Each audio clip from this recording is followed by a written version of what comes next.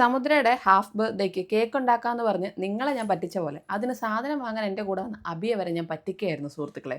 ക്ഷമിക്കുക. ഇത് അബിയുടെ തന്നെ ബർത്ത്ഡേക്ക് കേക്ക് ഉണ്ടാക്കാനായിരുന്നു.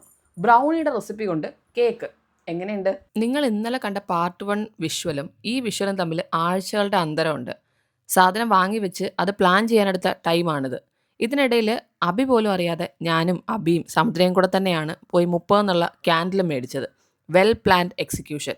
ഫൈനലി അബി സെക്കൻഡ് ഷോയ്ക്ക് പോയ ഒരു ദിവസം നോക്കി ബാക്കി അറേഞ്ച്മെൻറ്റ്സ് ഒക്കെ നടത്തി. ഇതിനിടയിൽ ഞാൻ അബിക്കൊരു കാർഡും കൂടെ ഉണ്ടാക്കിയിട്ടുണ്ടായിരുന്നു. പിന്നെ ഒരു 3 മണിക്കൂറുള്ള നീണ്ട കാത്തിരിപ്പായിരുന്നു. ആൾ സിനിമ കഴിഞ്ഞെങ്കിൽ വരണ്ടേ. എത്രയൊക്കെ റെഡിമെയ്ഡ് ഓപ്ഷൻസ് ഉണ്ടെന്ന് പറഞ്ഞാലും നമ്മളിങ്ങനെ പ്ലാൻ ചെയ്ത് നമ്മുടെ കൈ കൊണ്ടുണ്ടാക്കി ആ ചെയ്യുന്ന കാര്യങ്ങൾക്ക് ഒരു പ്രത്യേക ഭംഗിയും പ്രത്യേക രസമായിരിക്കും. ഈവൻ ദോ അത് പാളി പോയാൽ പോലും അടിപൊളിയായിരിക്കും അല്ലേ. ദേ ആൾ വന്നിട്ടുണ്ടെന്ന് കണ്ടു നോക്കൂ.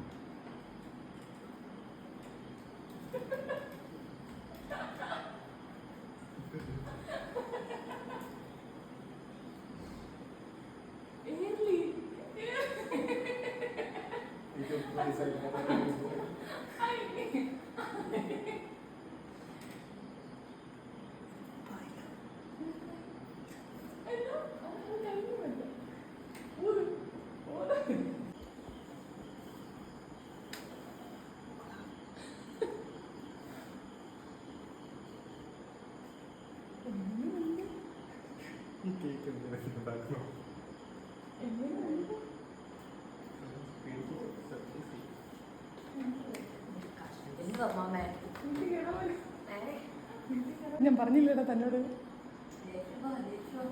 അല്ല ഊതുന്നു. കട്ട് ചെയ്യൂ.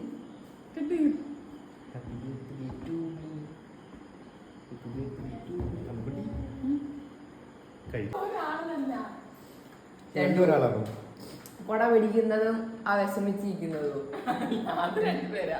കൊട പിടിച്ച അഭിച്ചേട്ടൻ അമ്മ വിഷമിച്ചിരിക്കുന്നത്. അപ്പൊ അഭിച്ചേട്ടൻ വന്ന് കൊട പിടിച്ചു. പിന്നെ